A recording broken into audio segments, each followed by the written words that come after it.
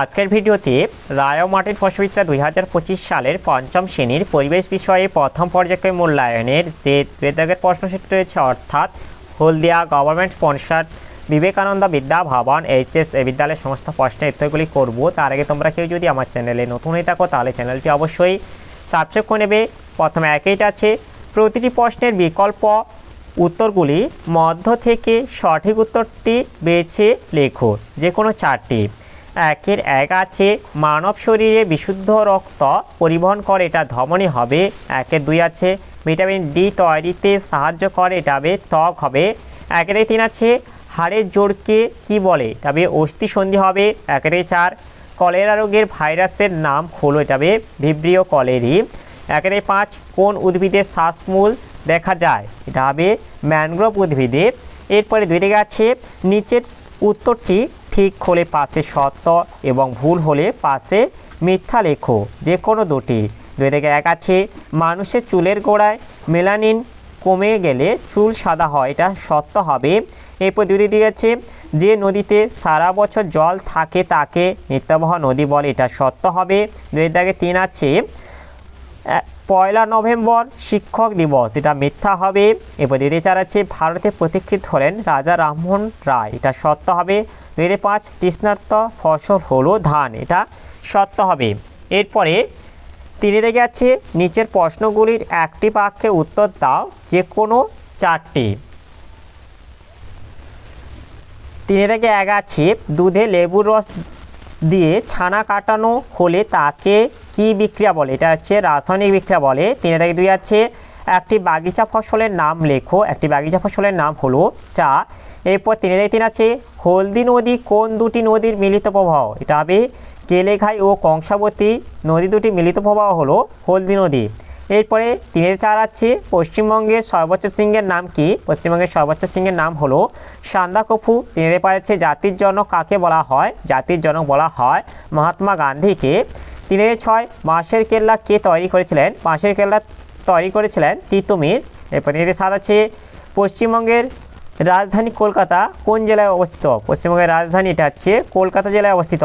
এরপর 4 থেকে আছে, নিচের প্রশ্নগুলির উত্তর দাও, যে কোনো চারটি। 4 থেকে 1 আছে, মাটি কাকে বলে, এর উত্তরটি হলো ভূপৃষ্ঠের সবথেকে ওপরের সূক্ষ্ম বালিকণা, পাথরচূর্ণ, কাদার কণা ও জৈব পদার্থ মিশে যে নরম আস্তরণ তৈরি করে তাকে মাটি বলে।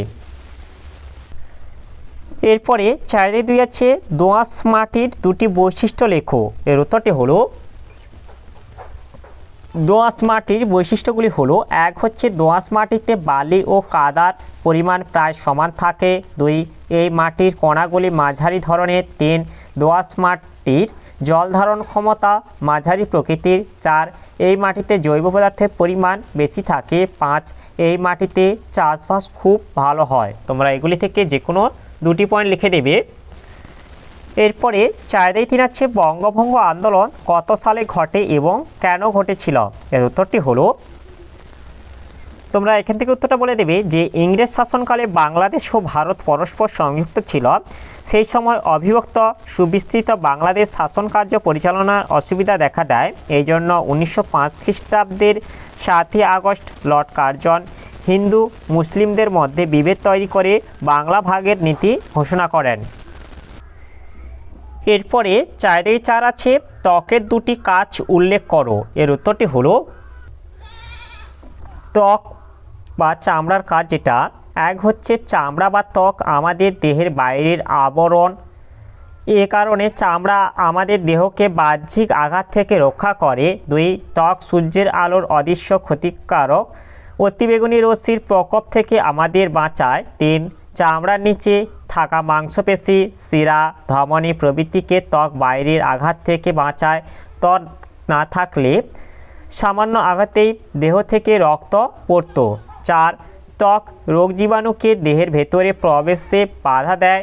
5, ত্বকের সাহায্যে আমরা ঠান্ডা গরম অনুভব করি। 6, শীতকালে ত্বকের ওপর থাকা লোমগুলি ঠান্ডার হাত থেকে রক্ষা করে ও গরমকালে ত্বকের ওপরে ঘামের মাধ্যমে আমাদের দেহ শীতল হয়। তোমরা এগুলি থেকে যে কোনো দুটি বলে দেবে। এরপরে চারিদিকে পাওয়া যাচ্ছে শিরা ও ধমনির মধ্যে পার্থক্য লেখো। এর উত্তরটি হলো শিরা ও ধমনির পার্থক্য। বিষয় 1 হচ্ছে উৎপত্তি ও মিলনস্থল। শিরার উৎপত্তিস্থল হলো জালক এবং মিলনস্থল হলো হৃৎপিণ্ড। ধমনী হৃৎপিণ্ড থেকে উৎপন্ন হয়ে রক্তজালকে মেশে। এরপর 2টা হচ্ছে আকৃতি, পাতলা প্রাচীর বিশিষ্ট ও বড় গহ্বর যুক্ত হলো শিরা এবং ধমনীর প্রাচীর পুরু ও গহ্বর ছোট। এরপরে 3টা হচ্ছে কপাটিকা, শিরাতে হচ্ছে কপাটিকা উপস্থিত, ধমনীতে কপাটিকা অনুপস্থিত। এরপর 4টা হচ্ছে কাজ, সমস্ত দেহ থেকে দূষিত রক্ত বহন করে হৃৎপিণ্ডে নিয়ে আসে। ব্যতিক্রম হচ্ছে ফুসফুসীয় শিরা। আর ধমনী হচ্ছে হৃৎপিণ্ড থেকে বিশুদ্ধ রক্ত বহন করে সমস্ত দেহকোষে পৌঁছে দেয়। ব্যতিক্রম হচ্ছে ফুসফুসীয় ধমনী। এরপরে 4 থেকে 6 আছে মালভূমি অঞ্চলের নদ নদী ও পার্বত্য অঞ্চলের নদ নদীর মধ্যে পার্থক্য লেখো। এর উত্তরটি হলো পার্বত্য অঞ্চলের নদ নদী, মালভূমি অঞ্চলের নদ নদী। বিষয় 1 হচ্ছে উৎপত্তি। পার্বত্য অঞ্চলের নদ নদীগুলি হিমালয় পার্বত্য অঞ্চলে বরফ গলা জলে পুষ্ট, যেমন তিস্তা নদী। মালভূমি অঞ্চলের নদ নদীগুলি ছোটনাগপুর মালভূমি থেকে উৎপত্তি লাভ করেছে এবং এগুলি বৃষ্টির জলে পুষ্ট, যেমন অজয় নদ। এরপর 2টা আছে প্রবাহ পথ, উত্তর থেকে দক্ষিণে প্রবাহিত হয়েছে। আর এই নদীগুলি হচ্ছে পশ্চিম থেকে পূর্বে বা দক্ষিণ থেকে পূর্বে প্রবাহিত হয়েছে। এরপরে 3টা আছে জলের প্রাপ্যতা। এই নদীগুলিতে সারা বছর জল থাকে। আর এই নদীগুলিতে হচ্ছে বর্ষাকাল ছাড়া অন্য শুষ্ক ঋতুতে এই নদীগুলিতে জল তেমন থাকে না।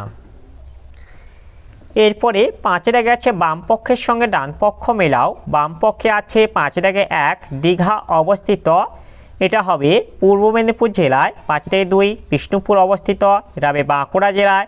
5 দাগে 3 বারুইপুর অবস্থিত, এটা হবে দক্ষিণ 24 পরগনা জেলায়।